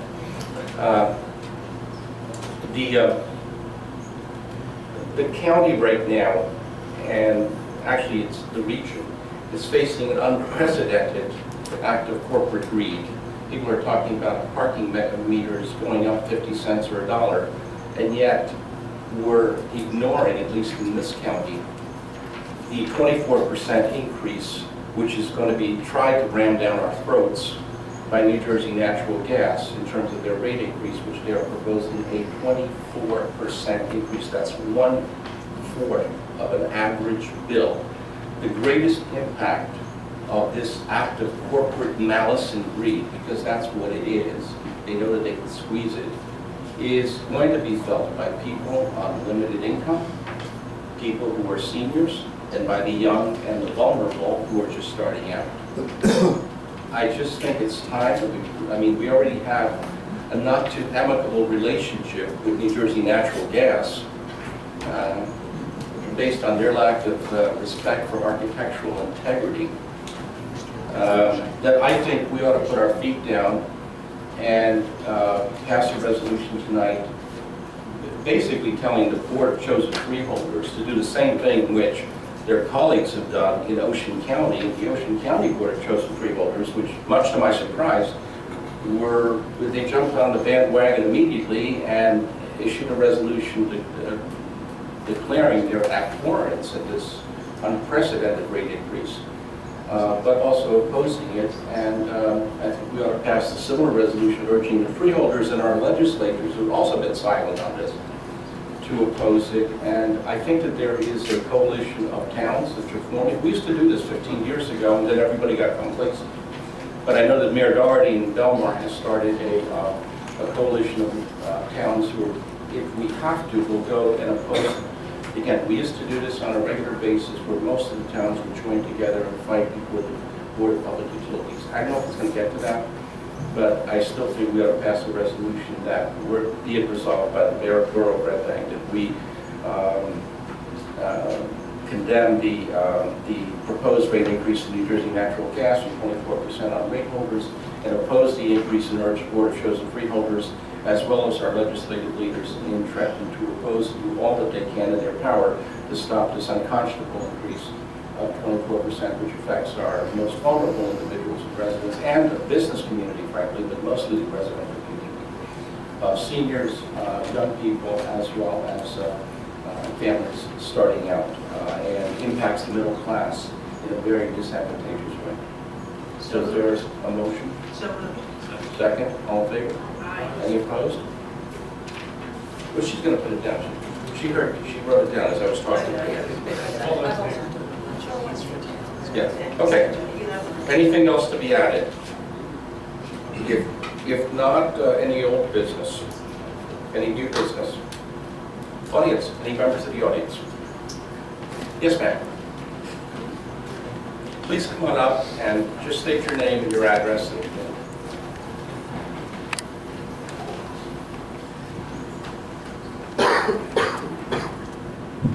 My name is Jean Clem. I'm the treasurer at Warwick Gardens. Warwick Gardens is on Pinckney Road. We have a problem, and that is coming down Pinckney Road, there are pipes taking waste wherever we take it. And I became our treasurer in 2006. So I've been the treasurer there for 10 years. And I will tell you, it's a very regular thing that it gets filled up and jammed and it has to be emptied. And regularly we have Roto-Rooter. First we call a plumber to see if a plumber can do anything. Every once in a while they can, but usually the plumber gives up and we have to have Roto-Rooter. Roto-Rooter is very expensive, especially when you call them and call them and call them regularly. Now me, I've been making speeches and telling people, do not, under any circumstances, pour fat down the drains. You have to find another way to dispose of it. Find a plastic, put newspaper in there, pour the fat in there, close it up, and put it in the garbage. Do not pour it down your sink. Nothing goes in the toilet bowl except toilet paper and human waste. That's it, nothing else. You blow your nose in a tissue, that does not go in the toilet because tissues are made strong so you can blow your nose in them and not get it all over yourself. Toilet paper is made to fall apart as soon as it gets wet so it doesn't clog, right? I bore them to death and they are so tired of hearing me say this. But anyhow, it has now come to my attention that we have been trying desperately to stop these leaks. And it's not our fault because Food Town sits exactly where it is on Broad Street, right across from Pinkney. And Food Town puts every single thing that can possibly go in this pipe, in the pipe. There is such fat and grease that you can't believe it. It's disgusting what Food Town is sending down in those lines. So what happens is here we are, and we're shooting stuff out, and here's Food Town shooting stuff out. They are so filled that it comes down here, and when it gets here, it backs up into our pipes. And every time that Food Town's garbage backs up into our pipes, we have to call Roto-Rooter to come and get Food Town's garbage out of our pipes and then keep this moving along. I am incensed that I have to keep that Warwood Gardens has to keep paying to have Food Town's garbage out of our pipe. Now you think, I brought a bill along with me which I left back there. Anytime Roto-Rooter comes down, it's $200, $300, or $400. This is not, your $25 fee. Now, we just had them on the 20th, and now they're back there again today because the garbage is still coming, and now they've got us and they've got the other people in front of us. They back into us. I would prefer that these pipes would be fixed so that the garbage from Food Town does not come. But if you don't want to fix those pipes, I want you to pay the bills. Because I just can't keep paying constantly to have Food Town's garbage out of our pipes. If I could, this is the first I'm hearing that Food Town drains are in any way connected to the sanitary pipes near your property. I can say that we could verify that by dye testing, and I will take it up with the Public Works Director tomorrow to make sure that we investigate this, because the first I'm hearing about this. I do know that we've had problems in the area. The sewer lift station that serves your property is at the Hudson Avenue and Bergen Place intersection. That's failed a few times. And we rebuilt that station, but we are getting mop heads and all types of crazy things in that station. So this is new information for us. We will look into it, and we'll get on it tomorrow, and we'll do an investigation to verify what you're saying, and then we'll talk with our engineer as to what a good fix would be. In addition to that, Stanley, I would recommend, I know you said the DPW director should look into it, and I appreciate that, and I know Councilman Zubrich does also, but in addition to that, I still think that obviously whatever information this young lady has in terms of what goes on in the interior of the Food Town kitchens as well as other facilities should be inspected by the code enforcement officer to make sure that the grease traps are in existence, that they are current, that they have been inspected, and that if they haven't been replaced, that they be replaced and those lines be inspected. But that's not DPW, that's code enforcement. So let's get that done also at the same time, get it done now.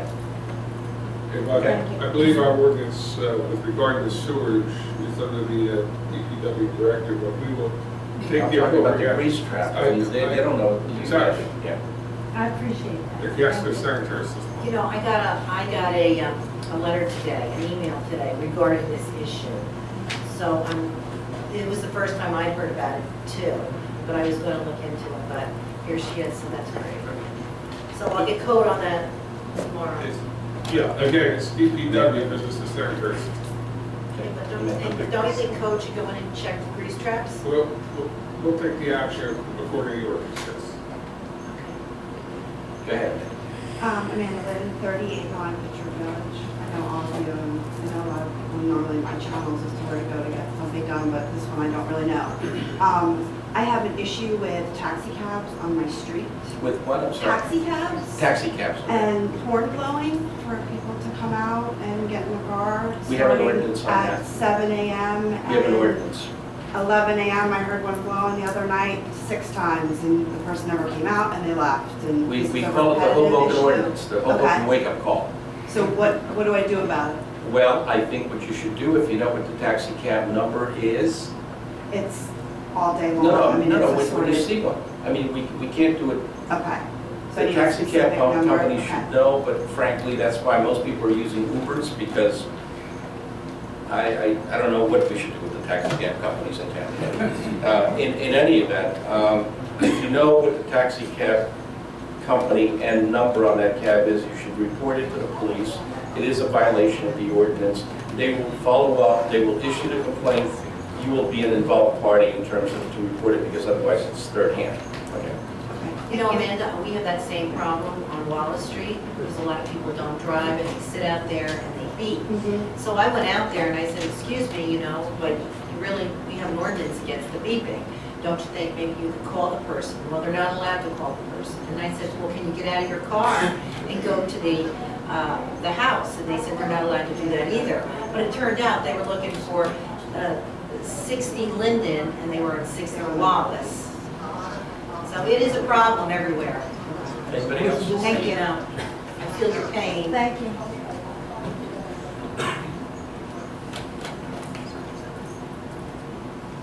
Hi, I'm Robert Ender, keeping office at 332 Broad Street.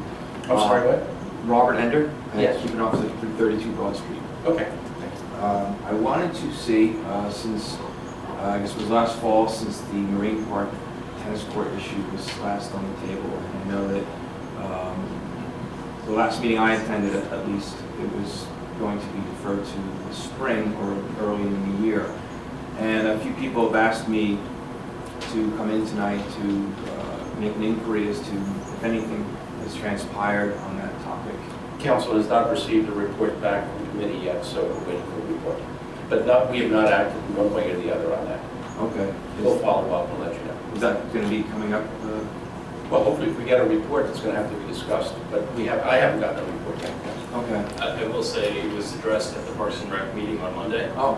We did talk about it. There were some community members involved who brought that back to our attention. Okay. And we are obviously, there are some issues with Marine Park as far as the rehab in general. And now that the weather's getting nicer, I believe that is moving forward. So it is something that is on our agenda. Was there an engineering, some sort of engineering firm visited doing something at the property? Is that to do with the pump station or? Yes, we're trying to do the infrastructure work now, but we're also, the committee is actively consulting with some park people about people that are involved with park design to get some ideas on how to proceed and make this a destination, and the procedure to follow to get public input on what should be there as a final product. We are going forward with the infrastructure repairs from Hurricane Sandy, and hopefully within the next months there'll be some public meetings with regard to the doing the rehabilitation other than the infrastructure repairs. And as you're aware, the RFP process, the issues that kind of carried through the summer into the fall last year addressed only that particular parcel of the park. What Stanley's talking about is addressing the whole park, looking at it as a holistic parcel and trying to make it the best it can be for the residents and visitors. We are looking at that as a whole. Okay. Thank you. In deference to Thank you, your Mr. President. rescue dog, choosing what piece of furniture he's going to know on, I'll stop right there. It's going to be chewing on your leg real soon. Mr. Sickles, I have a question, Mr. Sickles. Yes, ma'am. Have they determined whether or not the pipes for the sewer are under the tennis courts? I can't answer that. I would imagine there are pipes only because of its location, because I know that pump station serves properties on Union Street and as well as Moto Club and the Yacht Works, and I believe the apartment building that's in the corner. But where the pipes exactly are, whether they're in the pathway next to the tennis courts or whether they're under, I can't tell you right now. I have to look at some maps. And can you just tell me what engineering firm this was that was down there looking? I don't know. I didn't see what he saw. I know I heard that. too, people called me to tell me there was a white van down there. Why didn't you call when you saw it? You would have got an answer by now. Most likely, Woulda, coulda, shoulda, stop. T&M is continuing the work on that because they did the original rehabilitation and filed for the grants, and they're finishing that work. They did get direction from the Parks and Rec Committee to reduce the scope of the work to just the repairs, as the full park design what had been developed. And plus, we wanted to scale it back to keep the money close to what the grants were that we received and the insurance receipts that we have today. So right now the work is just to get the infrastructure done, the electrical, the pump station rebuilt, and in concert with that, the Parks and Rec Committee is now working on trying to come up with a process by which they can solicit public input as to the final renovations of the park. So you don't know what company was down there? I was not there, no. I would assume. Didn't you authorize it? I don't know what he's talking about. I know that T&M is following up with the work that began last year. They modified the project, we put it out to bid for 2 separate contracts. They came in high, the Parks and Rec Committee gave them direction to revise those specifications, reduce the costs, reduce the project to just the rehabilitation from the storm damage. And that caused changes to the plans, another review by DEP, and they're probably doing some final analysis as to finalize those plans. So if it was a white plan, I would think it would be T&M, but I was not there to see it. Right, but why are we using T&M now? Because they had already done about 80% of the work. They're finishing that. Yeah, but we never did Neighbors anything. in your presence. So that goes back to the assessment. We never did anything. Such a blessing to see you. Come out. Good afternoon. This man will hold you up, but I'm everybody. I just want to get this application to Mississippi. It's just an application. A couple of things, Mr. Mayor, right quick. 365 Shoot Avenue. A couple of things. I want to thank the officer in the back for taking care of that vehicle on West Bergen that was parked out there. I'm pretty sure when you went there, there was a lot of dirt up under that vehicle. Could have been sitting there. I want to thank you. The other thing is, I noticed you spoke about the police doing a fabulous job in the town, which they are. But we wish it was a lot of younger cops, like I'm not going to call you old, but like the cops been here for a while. A lot of these younger Born and cops. raised in Redneck, that's why, he's one of ours. Seasoned, Freddie. Well, a lot of these newer cops need to get out and walk the beach and get to know the people. And I have a problem with a lot of them. I walk up and down the street. I throw my hand up. Half of them don't even speak. I'm being straight. They don't speak. And that's the wrong attitude to have in this town. It's the wrong attitude. Freddie, I agree with that, and actually I did notice, I was downtown having dinner, and I noticed a cop parked, came up Mechanic, parked, walked down to the Broad, came back up front, or down in front, came back up Broad, walked all the way down. I don't know if that was his own initiative or if that was a directive, but I did see him, and I actually went on Facebook and commented on it. I was so proud. I mean, you know, I'm not exaggerating these things when we are here. The other thing is, I give you respect, Mr. Miller, but I wonder, are you the mayor in this town or Stanley the mayor sometimes? I wonder how this is going. But it seems like Stanley runs the town a little bit more than you should. The other thing is... Well, he certainly gets paid more than I do. I mean, you can't go too far at $7,200 a year, no health benefits. The other thing is, you notice we've been here, Yeah. and we've been here several times, spoke about Bridge Avenue. I want to thank Bridge Avenue for getting done. But you know, it bothers me the whole time we talked about Bridge Avenue. Zippers never spoke anything about it to now. He wants a prop because it's getting done. But when we was bringing it up, why it wasn't getting done, he never said nothing. I mean, you know, that's, if you part of something, you should speak on it. And just like, you know, my father always say, if you know the solution, you got to be part of the solution. So you know what's going on in this town. You should speak on these things, and you know, it won't come out like this here. I feel pretty bad that we jumped all over Stan Simple about Bridge Avenue, which, you know, you sat there the whole time and done nothing. And I feel, you know, it's a disgrace. Mr. Boyd, I have reported on the progress of the road program for all of the years that I have been at DPW with 2 directors. And the Bridge Avenue project was discussed at length last year when Councilman Dupont was on board. We talked about the development of bike lanes and all of the repair work that would be done under the road before we got to the repaving of it in the spring of 2016. I respect that, Mr. Zippers. I'm not going to attack you, but what I'm saying is, when we came in here a couple of weeks ago, and we jumped on the mayor about Bridge Avenue, he told Stanley, whenever it's going to get fixed. You never said nothing. You should have said, well, Mr. Mayor, I'm in charge of that, and this is the date that we're looking to get it paid for. Now, you sat there. You know what I mean? I mean, as a council. I reported on it in my last 2 council meeting reports as to what was going on. So when we come to the council meeting, excuse me, and when we anticipated the repaving of the road for the end of April, I reported on it. So that's the only time you report on it, just like I reported on it. The last I you just asked me a question. Yeah, but I think I'm talking. With all due respect, Mr. Boynton, I'm answering your question. I reported on it at the last 3 council meetings as to the progress and that we anticipated it being paved by the end of April. By the end of April. But then still, when we complained about the potholes, you sat there and they never said nothing about you was fixing the pothole. You never said nothing. I mean, you know, if you know about these, address it, Mr. Zippers. If you want to be a councilman, be a councilman. You know what I mean? Don't lay back, address the issues. When people come up here bringing this forward, speak on it. You sit there, Mr. Boynton, I'm speaking. You know, Mr. Zippers, this is going to get out of hand because you know why? It seems like when I'm speaking, I gave you the respect to speak. And I spoke. I was answering. And I let you speak. But it seems like when I talk, you got so much to comment, so much to say.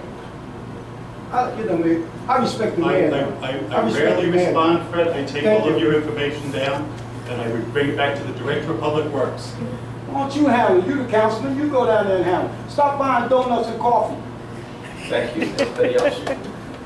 Okay, motion to retire to executive session for the purposes of discussing litigation as well as one agreements.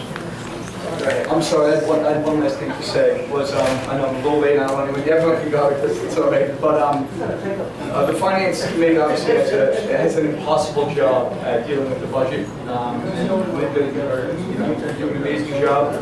The finance committee asked the parking committee to make a recommendation on the hours and the rates. And on Monday night, we had a parking committee meeting because the finance committee asked us to make a recommendation. And we left that committee meeting Monday night, all in agreement, which I sent back to the finance committee stating our opinion, which was together on both sides, continuity and everything. And then we go and vote on it, and 2 out of 3 of my committee members decided to go against what we agreed on Monday night. I just feel disappointed. Obviously, you can vote whoever you want. I just find it fascinating that 48 hours ago, we all were in agreement. Well, Michael, I'll tell you why. Let him finish, and then you can respond. Go ahead. Finance committee was coming out of finance, the rates and the hours. They asked us to make a recommendation. We met Monday night. Our recommendation was together. Together, we were all on the same page. It was a great meeting. We pulled everybody possible to get everyone's opinion, and we left with the same opinion. And tonight, we voted on the matter, and 2 out of 3 of the committee members decided to go against our recommendation that was given together. Just wanted to let that be known. Okay, let me tell you this, Michael. I agree, yes, that we should go up 50 cents, but the whole theory of going to $1 in English Plaza and White Street parking lot was to keep the employees, to push the employees to the east side, which was supposed to stay at 50 cents. That wasn't supposed to go up to $1.50. Well, that wasn't my understanding. Weren't you in the same meeting as Michael was? He's the one that told you what it was going to be. It was in writing. It was in writing. Everyone had it right in front of them. You had it I don't in- remember that because I Standing thought we in were copies, talking standing in about, copies for everybody. Michael, I thought we were talking about a comprehensive parking plan. We talked about the fact, or maybe I was just ignored, but the fact that the employees park behind English Plaza and White Street. And how do we get those people to park somewhere else? You reduce the price. So we raised the price in English Plaza and White Street to $1, which I agreed to. But I didn't think we were going, excuse me, I didn't think that Wallace Street and Linden was going to go up to $1. I thought they were going to stay at 50 cents to encourage the employees to go over there. It was black and white right before you. What? It was in black and white. It's in black and white. It was specifically discussed, it was specifically discussed that it would be a 50% increase across the board, including the lots and the streets. You proffered that, why don't we do this, and the discussion was, and you agreed at the time, well, that's for a future consideration, but the increase is 50% across the board, 50% increase in the streets, 50% in the lots, and the increase in the permits and the $2 minimum. And it was agreement. I disagree. I always had advocated to try to keep the east side. That's the whole thing. We want more people to utilize the east side. Parking lots, that's why we put the parking P sign, to get people over there. And, you know, if you want the employees to park over there, they're not going to park for $1.50 over there. You've got to give it to them cheaper. And before we get a garage, if we get a garage, we've got to deal with the parking problem that we have now. Cindy, I wasn't at that meeting, but I can tell you, we sent several proposals from our finance committee to the parking committee. Having different rates and different Right, lots we saw was those. never one of those proposals. Not even considered, talked about because it this. creates mass confusion in our town. We already have enough of an issue, people not understanding. I understand the 15-minute meters, they're white, they should be visible, people still are confused, the stations and the meters are different issues. That was never part of the proposal that came out of finance, that apparently you guys agreed to on Monday. Well, I can't speak for that meeting. Let me just say Obviously, this. people have already I was the spoken. one that asked Michael to call the parking meeting at that time. And the whole thing was because to talk about how we're going to get the employees over to the east side. That's, and I did, Michael, you know I did. I asked you to call a parking meeting. Yes, and I was communicating with finance about that, but I was first getting their options about what to do, because the hours and rates were coming out of finance. So once they had all the proposals for me, is when I called the meeting. So you asked me a week in advance to call a meeting that I was already going to call.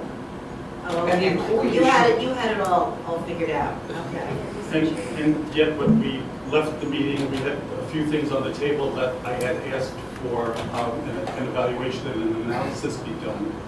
And I didn't, and the ordinance that's presented is off by 50 cents an hour. And the rates that is. Typo? Well, that was a typo we amended. It's a typo on every page of the ordinance. But at the same time, the business community came in here and pled their case tonight, and we have to take that into consideration as well. So, in defense to the way that I voted, I listened to the business community, the representatives who were here, the restaurateurs who were here, and factored that into my decision making. If you listen to the business community, we'd have a garage by now. So obviously, we're not listening to the business community.